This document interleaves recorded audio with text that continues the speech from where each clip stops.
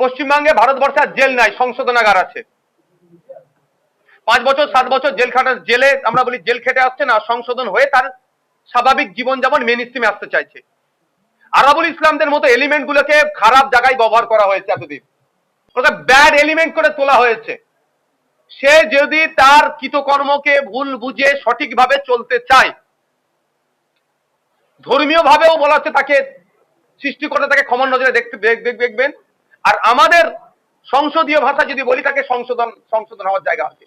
তো এইগুলোকে যদি আমি আপনি ছেড়ে দিই, ক্ষতি ছাড়া সমাজের ভালো হবে না। আর আপনি আমি যদি টেক আপ করে সঠিক বার্তা দিই, সমাজে আরো যেগুলোকে তৃণমূল কংগ্রেস আর বিজেপি খারাপ কাজে ব্যবহার করছে, মারামারি খুনাখুনি হনাহনি যে ব্যবহার করছে, আরো বাড়তে থাকবে। বরঞ্চ আমরা একে টেক আপ করেছি, দেখবেন আগামী দিনে এই তৃণমূল কংগ্রেস শুধু ভোটের স্বার্থে যাদেরকে খুন খারাপিতে ব্যবহার করে, আইএসএফ এর ছায়াতলে আসবে, যে আইএসএফ হচ্ছে একটা প্ল্যাটফর্ম যেখানে নিজেকে শুধরানো যায়।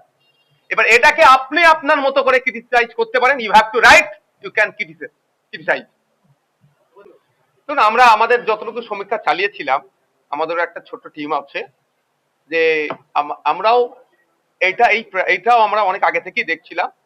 ভাববেন না যে এটা এসছে বলে, যে বিভিন্ন রাজনৈতিক দলের স্বচ্ছ ভাবমূর্তির কারা কারা আছে, বা যারা খুব ব্যাড এলিমেন্ট, তাদেরকে মেন্টালি কাউন্সিলিং করে আমাদের দিকে আনা যায় নাকি।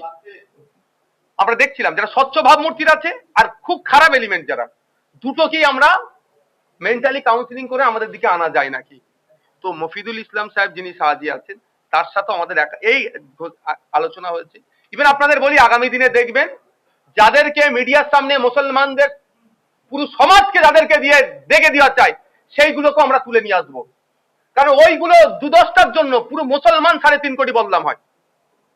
ওইগুলোকেও আমরা মেইন স্ট্রিমে নিয়ে আসবো, দায়িত্বশীল নাগরিক করে তুলবো। দেখতে থাকুন আপনারা আমরা অল্টারনেটিভ পলিটিক্স কিভাবে প্রোভাইড করব।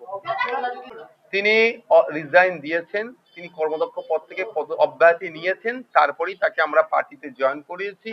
পার্টির প্রাথমিক মেম্বারশিপ নিয়েছেন, তারপরেই তাকে আমরা দিয়েছি। মানে এখন ভাববেন না যে তিনি এখনো তৃণমূলে আছেন বা তিনি কর্মদক্ষতা আছে, তিনি অলরেডি রিজাইন দিয়েছেন।